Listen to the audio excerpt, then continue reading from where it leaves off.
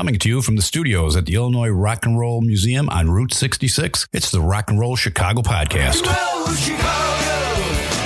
Rock and roll, Chicago, my hometown. Well, I was born in the city, gonna rock your city, Chicago. Chicago rock and rollers are the best year around. Hey, everybody, it's Ray the Roadie. And this is Hollywood Mike. How you doing today, Ray? I'm doing pretty good. How are you? Yeah, I'm doing fantastic. Yeah, that's great. Yeah, continuation from a couple weeks ago. Yeah? Yeah, I did it. I pulled the trigger. Did you? I bought the Bad Cat Black Cat amplifier. You did. Yeah, I did. Wow. You know what? I went and that's the only one I couldn't play. I went to Chicago Music Exchange and they had the Jet Black there, and they had a couple other models there, but that Black Cat right now is like the hot amplifier. They didn't have one. So I was like, you know what? If I actually want to play one, I got to buy one. So I bought it and I got 45 days to return it if I don't like it, but I have a feeling I'm going to like it. You played it? I haven't played it. No, not yet. Huh? No, Oh. it'll be delivered Friday. Oh, okay. Maybe we'll see it Sunday. Yeah. Yeah. If I like it. If I don't like it, I'm not going to bring it. But if I like Sure. it, we'll have it on Sunday. Very cool. Yeah, we're going to mess around with it a little bit. Very cool. So that'll just mess up everybody because Tom sent out a text to everybody kind of giving them a stage plot. Oh, and to let the guitar what you're players gonna know. Yep. Yeah, and I gave Tom a couple of options of what I would normally bring with. So I'm Right. going to show up with the Bad Cat. Yeah. And it just mess everybody up. That's right. That's okay. That'll be more fun that way. Yeah. No, so these guys are sitting here looking at us like, I thought you invited us to talk to us, not to talk to each other. Yeah. Who we got? We got FoCo. How you doing, guys? Excellent. Good, sir. Awesome. Yeah.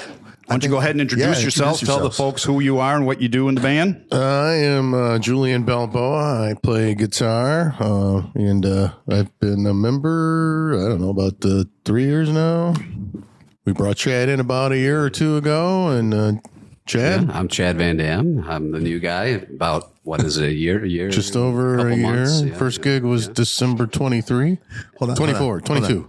Oh, we got Balboa Yeah, and Van Dam. and Van Dam. Yes, that is correct. Don't mess with us, right? Yeah. That's pretty cool. That is cool. And you guys probably get booked just because of that. Yes. Sure. Yeah, you do. I know you do. Years and years ago, when I was a much younger man, I was in a hard rock band, and people booked us because I looked like Dwayne "The Rock" Johnson. I can see that. And I mean, my hair was different in the whole bit and everything. And we got booked because literally, I can't tell you how many times people said, "Wait, is that The Rock?" Yeah, he's in our band. Yeah, no, that was it. Oh, But that's cool. good though. But we did have that one interview with that one band. It was a country band. Yeah, And the one member, his name was Mark Tater. yeah. Yeah. That is a perfect country name. That's a country name. Yeah, Mark Dater.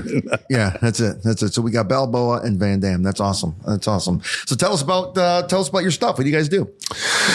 Well, I guess I'll start off. FoCo was developed mainly for our love of Foreigner, and the tribute scene here in Chicago is pretty good.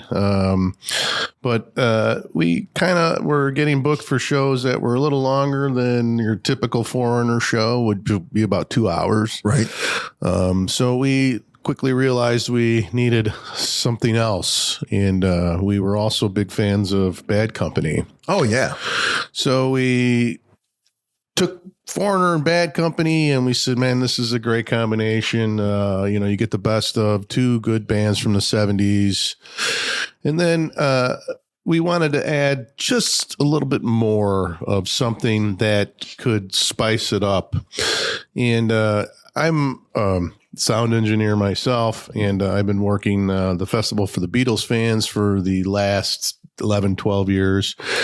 And you guys probably know that Badfinger was supposed to be the new Beatles. It was supported by Paul McCartney and those guys. Mm-hmm. And I got an opportunity to meet Joey Moland and some of the other guys from Badfinger. And the audience just went crazy for their 4 or 5 big hits. Right. And we're like, hey, 4 or 5 big hits. That's just enough spice to add it. So, Yeah, right. so FoCo is mainly Foreigner, Bad Company, and the 4 or 5 big Badfinger hits. Right. And we play those songs, and occasionally we go a little longer. We've designed a 2-hour show or a 60-minute show or a 90-minute show, but a lot of the clubs like a 3-hour show. And just to break things up, we do what's called the FoCo Plus, and that is the plus songs, which are just some of our favorite stuff from that kind of same era. It's got to be in that same era. Head East is one of the songs. Never Been Any Reason. Never Been Any Reason. Flat as a pancake. Yeah, we do Stealin' by Uriah Heep. You know, Nice. So again, just a little bit of variety, but the majority of the fans know what they're going to get when they walk in the door. It's going to be Foreigner, Bad Company, and Badfinger. Easy sell. Yeah. Oh yeah, they were my favorites when they were out back in the 70s. Just loved them. Yeah, you've got me. I mean, any blues based rock and roll is up my alley. That's awesome. And at Badfinger, they came out on the Apple record label. Yep. You know, and I know people were talking about that. They're saying that it is the Beatles. That, Right. You know, nobody knew who they really were, but they weren't the Beatles. Yeah, they weren't the Beatles, no. Yeah, not even close. I mean, that was kind of weird to say that they were going to be like the next Beatles, but I never even saw that. That was like two different things to me. Yeah, and in such, you know, as with many rock and roll bands, a lot of tragedy in that band. Yeah. You know, so it's a shame they didn't stick around for the period of time the Rolling Stones did. Oh yeah, Right. That's just crazy. And they just came out with a new A album. new album and they're going on tour. Yeah. That is unbelievable. Is that crazy? Oh my God! Yeah. Where are they finding the energy? And they were actually together before the Beatles. Oh, of course they were. Yeah, Yeah, absolutely. So I mean, so you're talking 61, 62 until now. Yeah. The Beatles, the Beatles are quitters. Yeah, yeah. Might still like to have their money. But there's just so many different places that you can take that because, I mean, you're talking about Bad Company. I mean, you can associate Zeppelin because didn't Bad Company first record on the Physical Graffiti label? Yeah. What was that label name? I mean, that was the same label. Jimmy Page. Swan Song. That's what it is. Yeah. Right. Swan Song was it. Yeah. Yeah, they first recorded on Swan Song. I believe Jimmy Page produced that first album or two. Yeah. Right. And just great songs overall. Yeah. I mean, you could go down. This is the kind of thing where you could go down a musical rabbit hole. Okay, we're doing Bad Company. Okay, let's do Zeppelin. Okay, now let's do some Yardbirds. Okay, you can just go down a musical rabbit hole. With right, stuff and like that's that. and when it comes to the plus songs, that's kind of what we do. You know, Right. we're doing Free because. What's his name? Paul Rogers was Right. Free. So there's an offshoot there. At the last show we did, we were just goofing around with Cashmere. We're like, hey man, we got to add that to the set. Right, you know? right. And what was that Jimmy Page band in the Firm. The Firm. The Firm, yeah. Radioactive. We've talked about that hit? song, Yeah, but I don't know that one. We're not big fans of that one, but that's exactly the idea that we're going. But people would love that song though. I mean, they would. I'm not a fan of it either, but I think people from that era would hear that song and be like, "Oh my God, high school!" Yeah, because nobody plays it. Right. So if you came out with that, people would be like freaked. Well, that's what you've just hit on the key of what the magic of FoCo is, you go see some local bands and they may play rock and roll fantasy, but nobody plays Jukebox Hero. No. And, or the deep cuts, or some of the what are the ballads we do that just blows me away. Like the audience bob their head and sing along. You can see it all happen. The minute we hit the ballads, the dance floor is all slow dancers, right? And they seem to love it. And those songs, nobody plays those songs. No, especially not the ballads because they're too hard to play. I want to know what love is. Yeah. I mean, they're fast. Their faster, upbeat songs were fantastic, but they made a name for themselves with the ballads. In the late '80s, everybody loved those. Yeah. And not the sad thing, but I listened to my musical moped is yacht rock. Oh yeah, love it. And when Do you like pina coladas? Oh gosh, you know what? But I'll tell you what. I never in my life bought any of those albums by any of those bands, but you put on the Yacht Rock station on Pandora or Spotify or whatever, and you know the words to every one of those songs. And you hear a lot of those Foreigner songs on the Yacht Rock station nowadays. You do. But that's not a bad thing, though. I mean, come on, AM radio in the 70s, WLS. I mean, that's all that was Yacht Rock. Yeah. That's right. Now the firm, because Paul Rogers was the singer of that band. And Jimmy Page was the guitar player in that band. Who's the bass player and the drummer in that? Because I think that song would kind of tie all your stuff together, because I think you had a member from every one of the bands we named in that band. Are you pushing us to do Yacht Rock? Is that what you're saying? No. It's a big scene in Chicago. Not Yacht Rock, not Yacht Rock, but something by the firm. I think would be cool. Okay. Yacht Rock, but Yacht Rock is a big scene, because I can't tell you how many times I've been. Why. Yeah, the Ron Burgundies. Have you guys seen them? Yeah. I've been called so many times by people saying, "Hey, can you available to do a Yacht Rock gig?" No. Thankfully, I've got my own band as a gig that night, but I would totally do it if I had the time available, because those guys were good musicians. But so, who's not here in the band? Well, we're a 6-piece band. Okay. The other 4 members are Andy Benanthi. He plays keyboards, and shaker and percussion, and Gino Fontana is our drummer. All right. We got Tom Quinlan is our other guitar player, and Rob Farina is our bass player. Yeah. Okay. And you're the lead vocalist? Yes. Excellent. Yeah. Okay. All righty. Man, are you the only vocalist? Does anybody else sing a thing? Everybody's singing. Everybody sings? Yeah. Well, that's good. Except for the drum guy. Like the drummer and the keyboard player don't sing. The bass player does little singing, but the 2 guitar players do a lot of harmonies. I'm talking lead singer, though. I mean, does anybody else sing lead on some songs? Well, Tom Quinlan does some. Okay. You guys do a couple duets. That's feeling, and Never Been Any Reason. It's a duet. Yeah. Okay. 2 men singing to each other. 2 men singing. That's weird, great. That's beautiful. Not that there's anything wrong with that. No, not at all. Not at all. Not at all. You can stare into each other's eyes. You can't cross the swords. We do. We do. So you're doing like 30 songs a night by yourself, or whatever it is. For the most part. Welcome to the club, brother. I feel your pain. So you're not doing very many 3 in a rows then, are you guys? No, usually it's once a week. Yeah. If that. Yeah.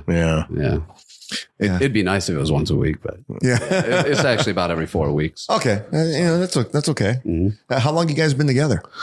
Well, the band kind of started with Rob Farina, as far as I know, the only original member. And there was a singer and a drummer who recruited some other musicians and ultimately came to me to play guitar. And then we kind of started to replace people with more seasoned musicians. Right. So that is part of the FoCo challenge. Is everybody is a very seasoned musician. We're all in different bands and the music business. So we typically like to play once a month, but that can be anywhere from 6 to 12 times a year. Usually higher profile gigs. But they're all really seasoned musicians. So what Chad was alluding at is we rarely practice, and it's like, we have to bring that up. Yeah, we do have to bring that up. But because we play, it seems the less we practice, the better we play. And the truth to that is that, it's on the record. So go home and practice and show up at the gig, know your stuff. And right. And apparently the police are coming for us. They don't like the fact that we don't practice. Yeah. They're coming to get you. Coming to get us. No practice police. So, I mean, it's not that we don't practice together or play. I mean, every one of us is on a gig usually every week. Right. Again, it's just seasoned guys, just show up and play, and we really have a good time together. That's why we keep doing it, despite the fact that we don't spend much time together during the week. Right. But that's okay though. Who are you? Yeah. But you definitely have a point, because in my opinion, it kind of elevates everybody's musicianship. I play in a band. We don't rehearse. We get together maybe 8 times of the year and go over new music that we're going to add for the year. But we play like 65, 70 gigs a year. So who's got time to rehearse? Right. Every gig is a rehearsal. We get, and it forces you to listen to each other. Yeah. You have to do it that way. And that's the best way. I think it builds everybody's musicianship for sure. Yeah. Do you guys all have other projects going on? Oh, yeah. Why don't you start with what you got? I was in Lights Out Chicago. Okay. Yeah. That's UFO. Yep. Yep. And No, you're not with them anymore, or you or no. Okay. No.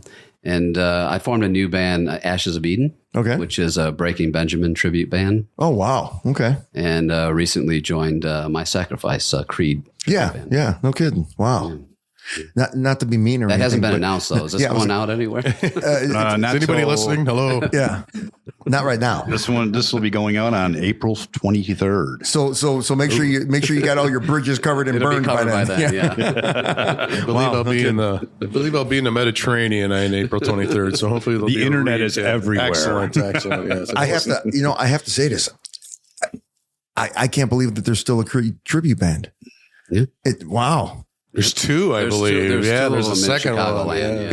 yeah. Because unfortunately Creed has got so much shit. I mean, and undeservedly, in my opinion, because I was a huge Creed fan. Mm-hmm. But then all of a sudden, for some reason, when Scott Stapp had his meltdown, which happened here in Chicago, right, and the band kind of broke up and fell apart, everybody gets crapped on them, and it's like, get rid of Creed. We don't want to hear anything. And I mean, literally, all of their songs, everything on the radio, just disappeared and went away forever.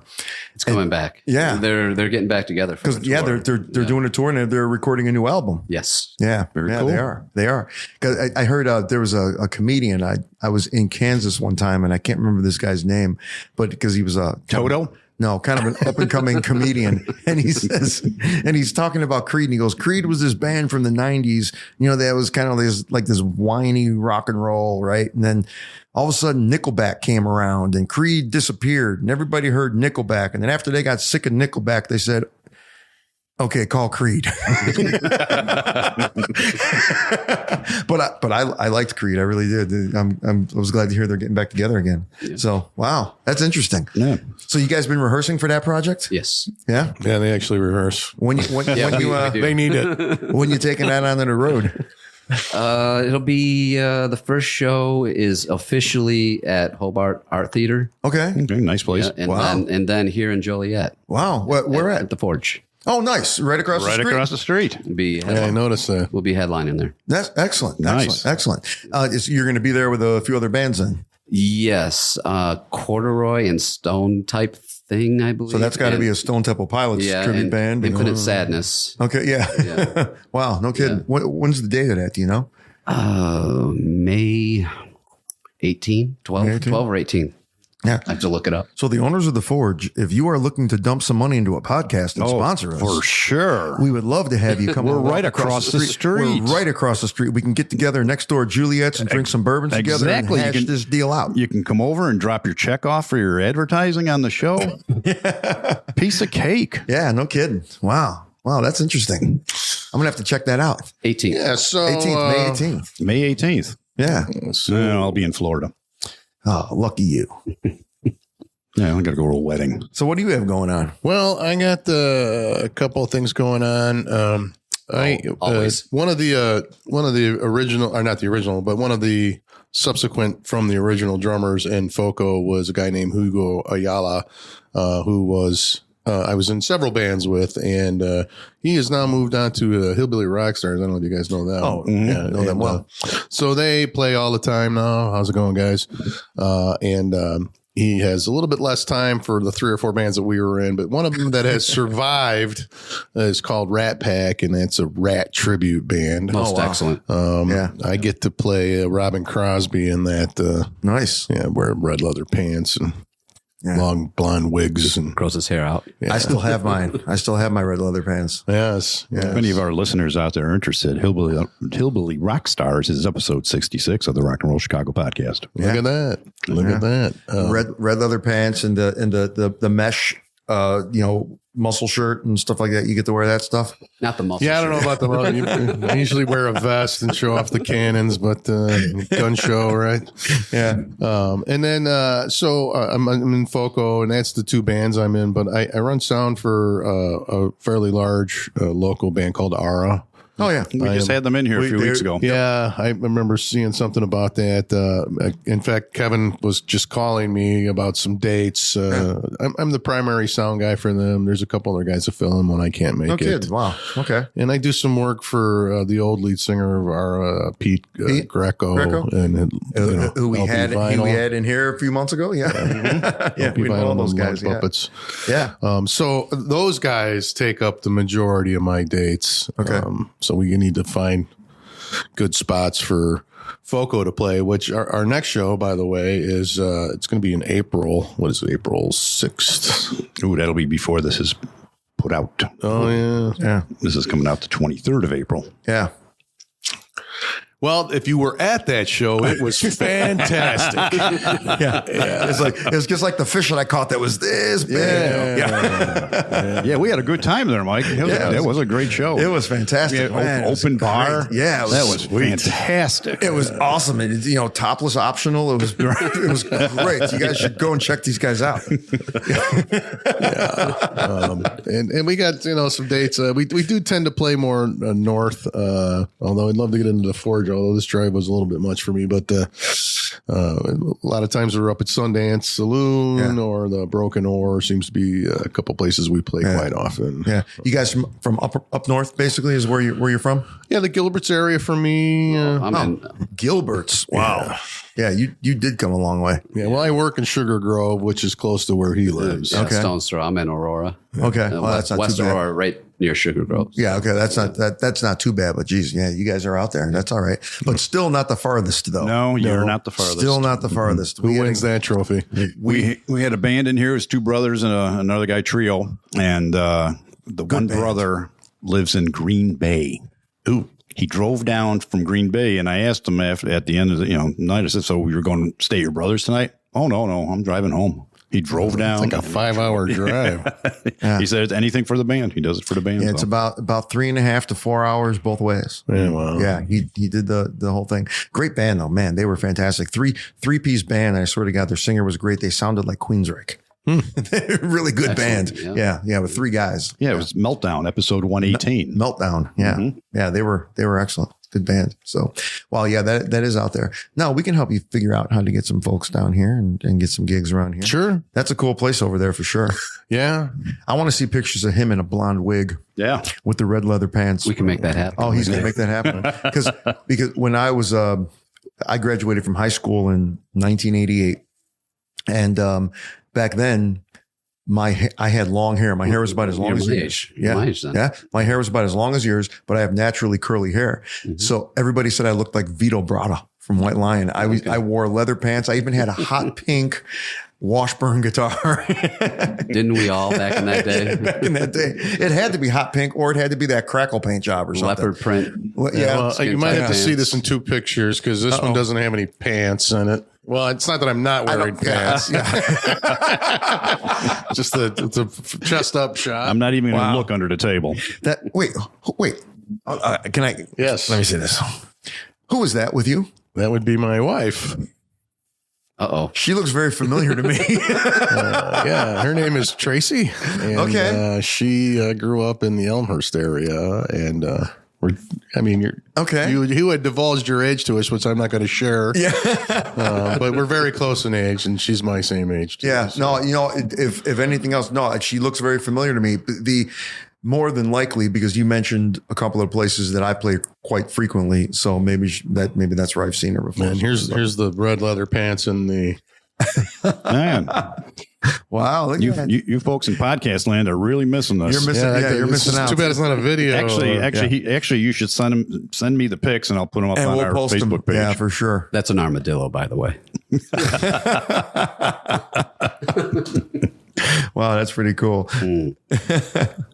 You're listening to the Rock and Roll Chicago Podcast. I'm Christy from Crime Cave Podcast. I've had a huge interest in true crime since my days of watching marathons of Snapped back in the mid-90s. I needed an outlet to talk about the cases that have haunted me for a very long time. With each episode under 20 minutes, I shine a light on some of the most bizarre cases in the last 50 years. Join me in the Crime Cave.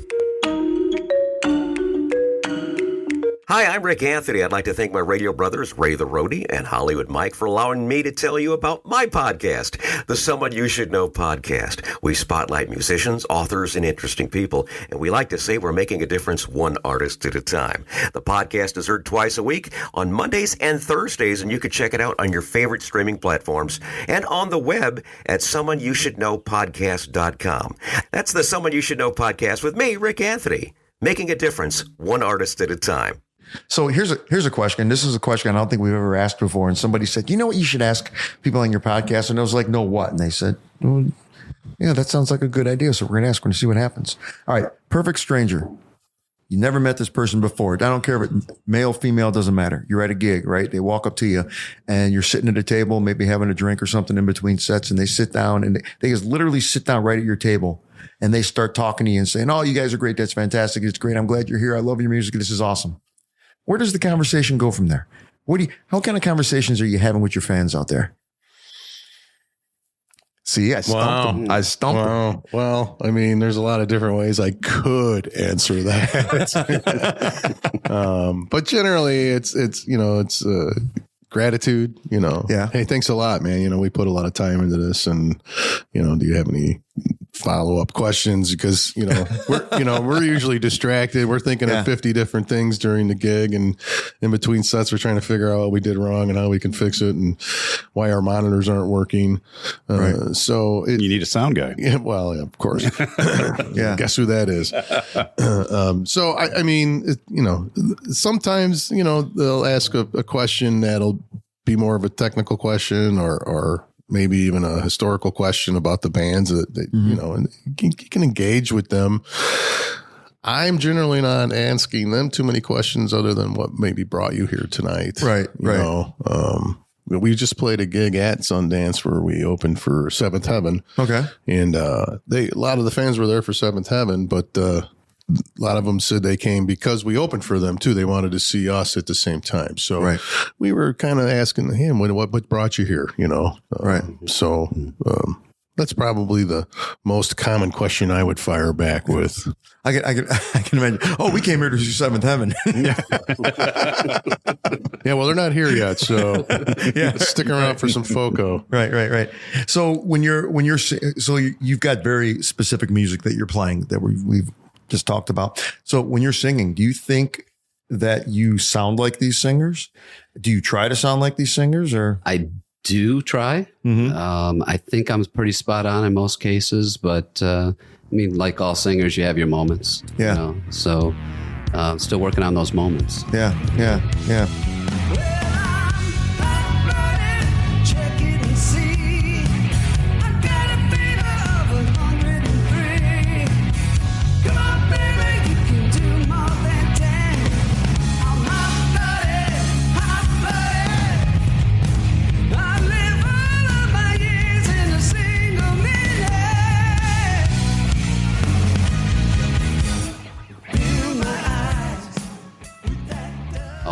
I'd imagine Paul Rodgers is probably the hardest to sound like. It's probably the easiest for me. Is it really? Yeah. Because he's got those moments of gravel in his voice, and then he's got moments where he really doesn't have the gravel in his voice. He almost sounds like two different singers sometimes, in my opinion.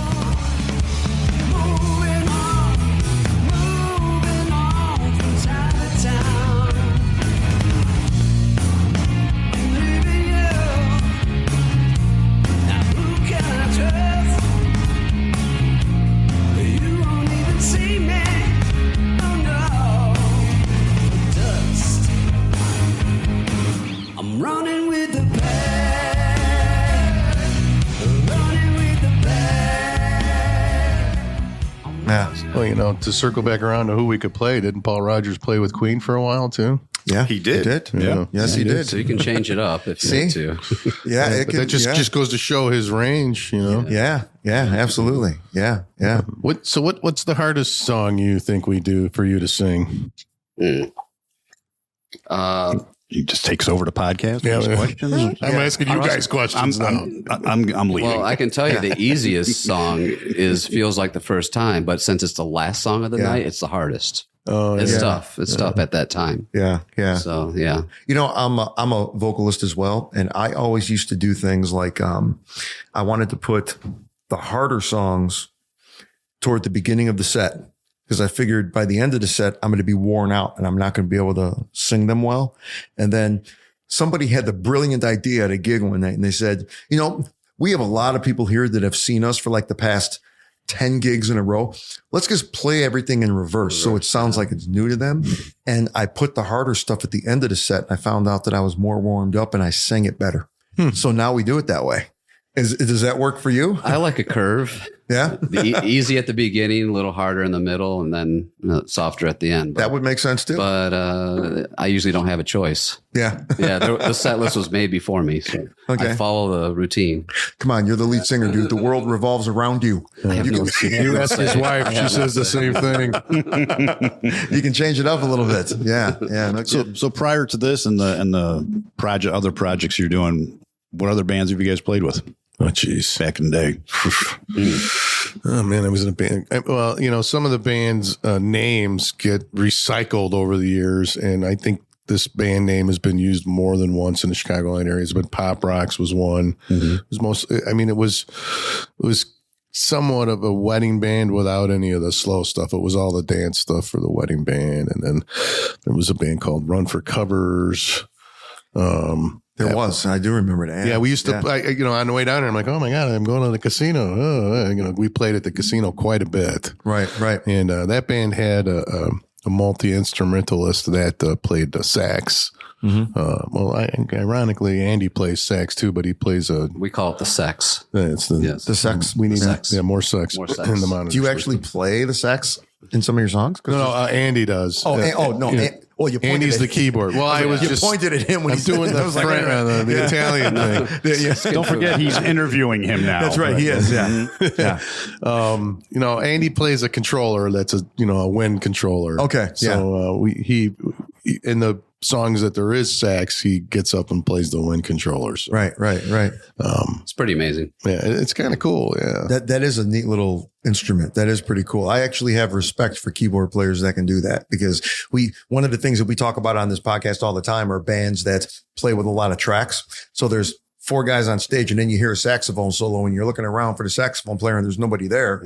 But at least if you have somebody that can simulate that and who's actually playing it, I kind of have respect for that. Yeah, we are no tracks. I know that's a big topic that comes up usually more with musicians than anybody else. Right. It seems the fans are unaware. They don't have a clue. And it's really a shame because, I get why bands do it. And, if it's done well, it can be good. Right.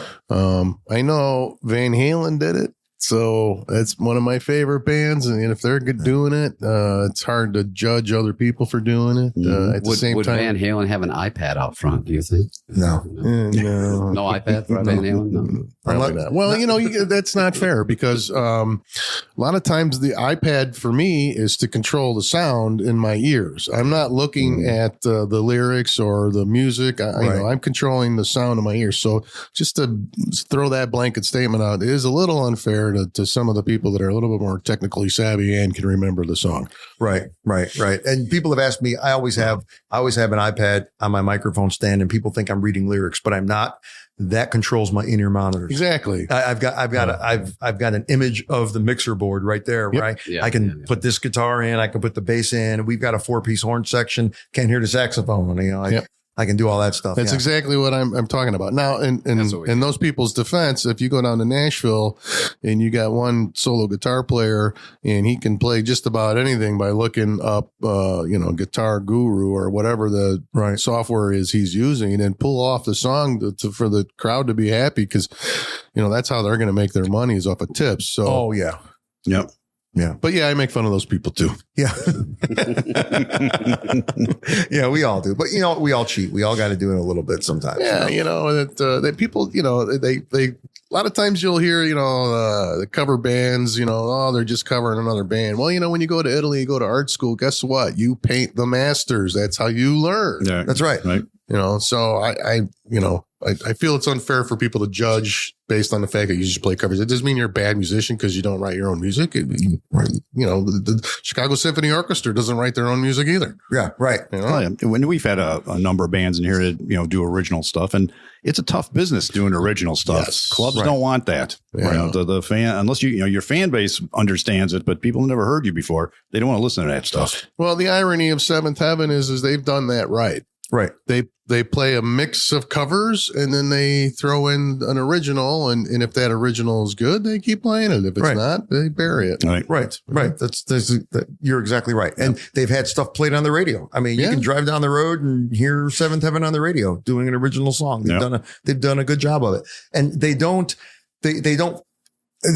what's the word? They're not trying to be an original band. They're trying to be a band that entertains. Entertainers. And they throw their own music in every once in a while. And they've been fortunate enough to have some songs on the radio. So they've got a little bit of both worlds going on. Yep. That's it's a good formula. You can't fault them for that at all. So Chad, your background. My background. Your other bands you've played with over the years. And boy, that's a long story. we got time. I got to be, at work by 6 o'clock tomorrow morning, Chad. So, well, it all started. I was just playing piano at home and singing along, and I joined my first band at 16, Night Child, and we played out in Detroit. I'm from Detroit. So. All right. So from there, that went on. I moved to Lansing and ended up in an original band called Concrete Jungle, and then we started learning some covers and stuff, and we started playing out. And I did that for a while and did a little touring band with Kingpin. We toured around mostly the Midwest. And then I got tired of that because I was sleeping on people's living room floors. I didn't make any money. I was like, how am I going to eat tomorrow kind of thing? And I sat in front of a TV and then Be All You Can Be came on. And I went and beat all I could beat. Beat all you could beat for about 7 years. So, okay. Yeah. So I just started up doing this again during COVID. Oh, okay. Yeah. Thank you for your service. Yeah. Wow. So you've only been doing this since you started it up again, been doing this since COVID, you said. Yeah. So you got out of the Army? Oh, no. I got out of the military, got my degrees. Oh, gotcha. Okay. Got a comfortable living. Okay. Gotcha. So I'm not sleeping on floors. Right. What's your day job? I'm an engineer. Engineer? Yeah, okay. Yeah. All right. It's one of the big three. Railroads? No. I was thinking that too. Telecom. Big 3 what? Automotive? Aviation? Yeah. I'm an engineer. Yeah. Choo choo. No. Not like that. Not choo choo. Wow. Once upon a time there was an engineer. Choo-choo Charlie was his name we hear. He had an engine and he sure had fun. He's good and plenty candy to make his train run. Junction. So he's a smart guy over here. What do you do? What's your day job? Oh, Jesus. That's worse. That's more sordid than my musical career. I mean, you're a little old for a stripper. Yeah. As long as they can tuck the dollars in my belt, that's all that matters. Yeah. And next on the poll. Okay, so this is a funny story. I digress. In the band Pop Rocks, we did own a stripper pole, and that was the most magical thing ever for a cover band. Just saying. I'd seen Pop Rocks many times. You were in Pop Rocks. That's really cool. Pop Rocks, yeah. I was in a band years ago and we opened up for you guys. What was the name of that band? Pop Rocks. We opened up for Pop Rocks. I can't think of the year, but the band that I was in was called Static. And I'm trying to think of where it was. We played at 191 a lot of times, which is something different now.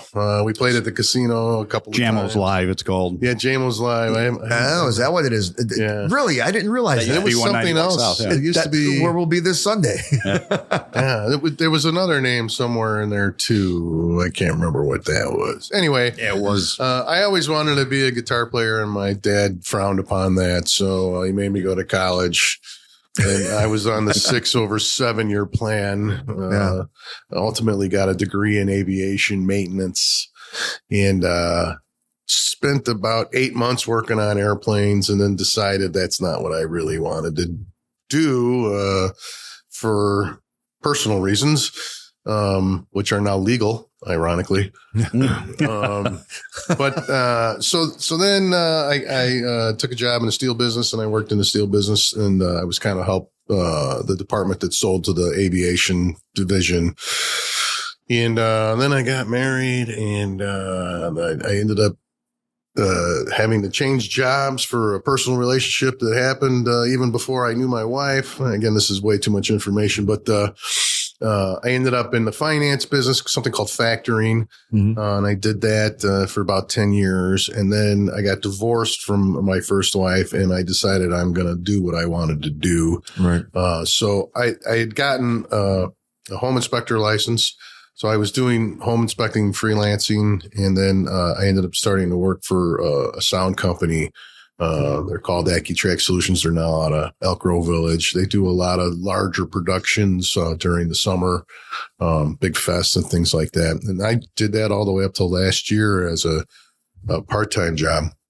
But then I also got into doing conditional collateral inspections for different types of vehicles, trucks, stuff like that. I mean, right. I ended up having my own company from about 2006. And just kind of did my own thing and made my own way and made my own money. Right. Then the wife had a bug to go move to Florida, and all these things didn't really translate well to moving into a new state with no contacts. So we went to go do a photo shoot just before Chad joined us. And I decided to call some of my friends that were still in the aviation business.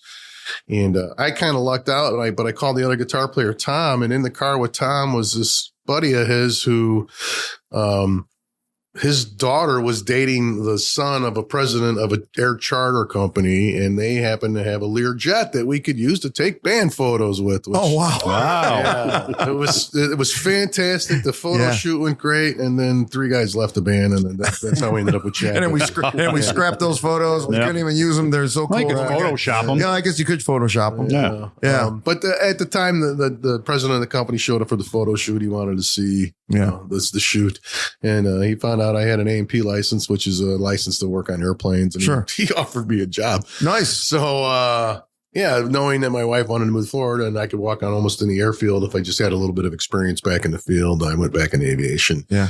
December, they had a little bit of a reduction in force, and I ended up over at a place called Rev Aviation in Aurora, which is a maintenance facility, what they call Part 145. That does, hence the Rev on your shirt. That is correct. That's what I asked when I walked in here. Came right from work. Yeah. And here's it took me a while to answer that question, but you got the answer. I thought I had a long story. Mine's not that long. No, not at all. I asked that question. Can I get more of me in the monitor, please? Please check 1, 2, check. That's my job. Who is this guy over here? I asked that question because, I mean, that's kind of the point of this podcast, that people go out and see you, all the time. They know who you are on stage, but I found that, a lot of our, call them fans. I don't like calling them fans. I like to call them friends. They want to know what you do when you're not standing on stage, because they don't get a chance to see you or talk to you and, or anything. They just think that you're a guitar player.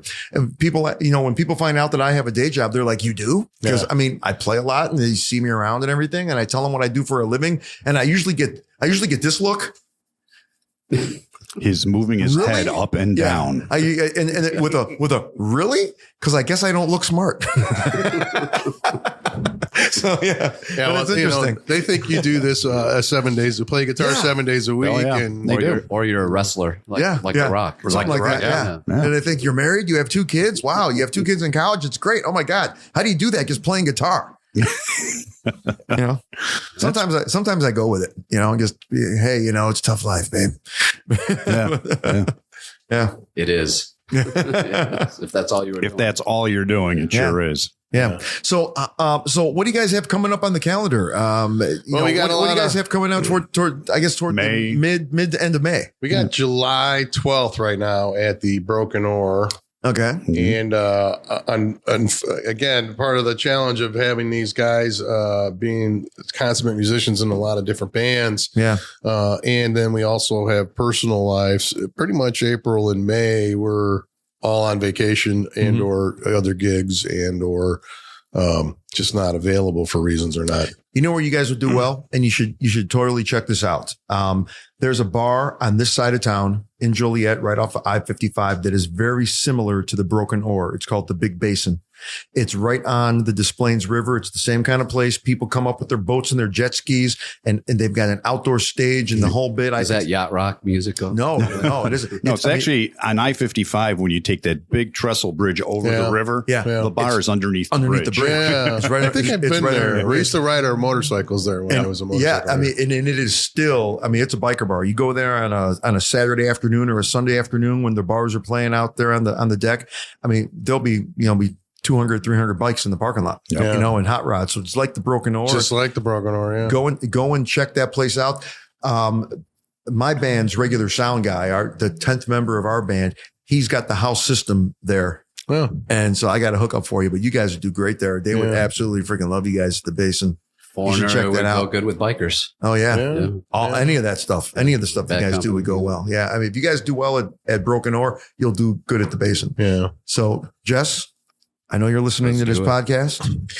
Let's get it done. So, I mean, right now that's the only thing we have on the calendar. And, I mean, a lot of the clubs are actually booking for fall already. Believe it or not. I know. So some of the things we have on the radar that we're very close to getting dates is the Four Winds Casino in Michigan. That was our first show. That was our very first show was the Four Winds Casino in New Buffalo. Yeah. Wow. Nice. Yeah. Go out of state in case you sucked. That's That was but that's a big gig. That's a big gig. If that was for your first gig to play Four Winds Casino, that's a big deal. Yeah, That's a big gig. Yeah. Well, it was his first gig. Let's clarify. Oh, okay. that. Gotcha. Okay. All right. Gotcha. They're going to have tribute nights on Fridays in the fall, and they're asking us for dates for that. Nice. So it's just a matter of nailing down a couple of dates that we can send to them. We got you guys. I'm sure you're aware of what's happening with the Brower House. Yeah. Yeah. It's called Humo. Yeah, Humo Smokehouse or something like that now. Yeah. So they've contacted us. They've asked us for dates in May, and we were only able to give them one day. Yeah. Hey, it is what it is, right? Yeah. So now they're also asking for September. So, I mean, right now we're kind of booking for later in the year, which seems to be, kind of what goes on for us. We play a couple dates in the summer upside. We'd love to hear from these guys. What was the name of the bar you said? The Big Basin. The Big Basin. Big Basin. Yeah. Contact Jess Bruno. Jess Bruno. Yeah. Excellent. Yeah. We'll get that information before we How can leave. people find you? You guys got a webpage? Yeah, it's we have a web address. It's FoCoChicagoBand.com. Let me make sure that's what that is, because Let's name that so you can never find it. Yeah. FoCo Chicago Band. I think if you search FoCo, it goes to some Tupperware manufacturer or something. Yeah. And where did this name come from? well, that's another good story. Foreigner and Bad Company. Well, we decided when we first got together, we decided to call ourselves Foreigner and Company.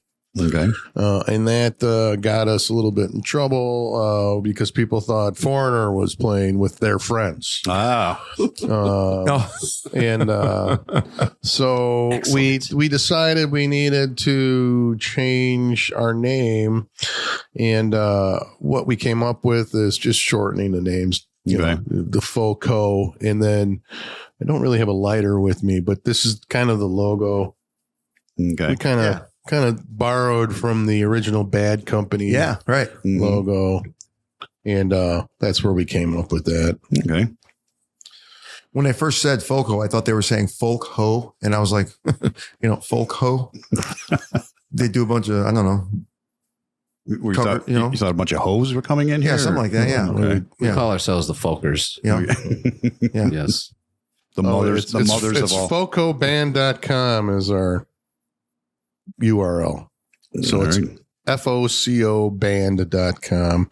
But that really just brings you to our Facebook page because, do you need more than that? No, you don't. You really don't. So Facebook is king for inviting people to shows. It really is. Inviting people to shows, showing them old videos, giving you bio information. I mean, it's pretty much a whole website. Sharing your podcast when it comes out. Absolutely. That's right.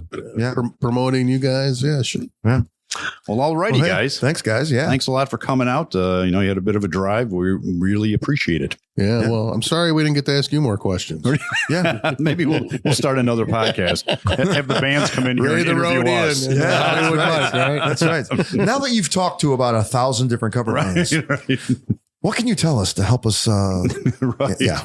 Yeah, well, we really appreciate it, and thank you guys for having Yeah, us thank you. out. This has been a great experience, and we really look forward to building up our fan base and having a good time playing some Foreigner and some Bad Company and a little bit of Badfinger. See, Sounds good. Thanks a lot. Thanks a lot, guys.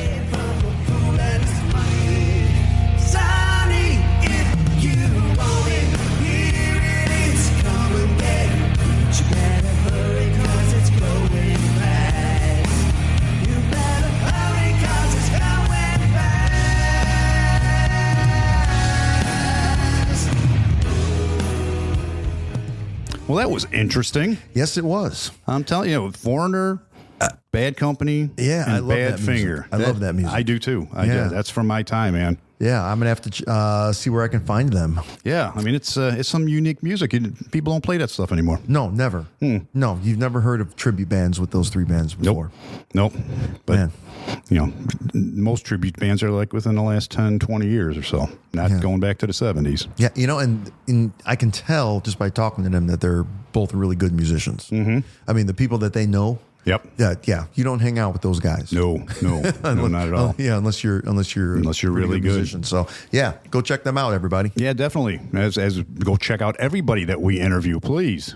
So otherwise, like always, thanks for listening. See you next week, every Tuesday, for another exciting episode of the Rock and Roll Chicago podcast. See ya.